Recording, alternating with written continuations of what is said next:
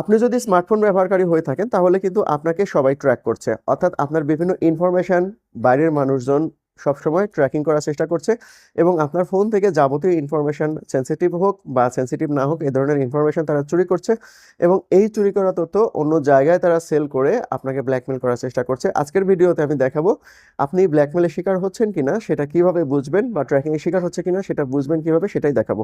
তো চলুন আমরা মূল ভিডিওতে চলে যাই।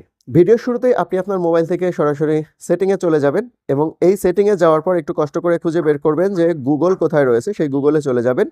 এই গুগলে যাওয়ার পর আপনাকে আরেকটু কাজ করতে হবে, সেটা হলো এখন খুঁজে বের করবেন পার্সোনাল সেফটি নামে যে অপশন রয়েছে সেই অপশনে চলে যাবেন। দেন এখানে আননোন ট্র্যাকার অ্যালার্ট এই অপশনে চলে যাবেন। দেন এখানে দেখুন এই অপশনটা বন্ধ রয়েছে, জাস্ট এই অপশনটা অন করে দিবেন। অন করে দিলে আপনার মোবাইল অটোমেটিক ট্র্যাক করতে থাকবে যে কেউ আপনাকে ট্র্যাক করছে কিনা এটা দেখাবে। দেন আপনি যদি চান যে এখানে ম্যানুয়াল স্ক্যান নামে একটা অপশন রয়েছে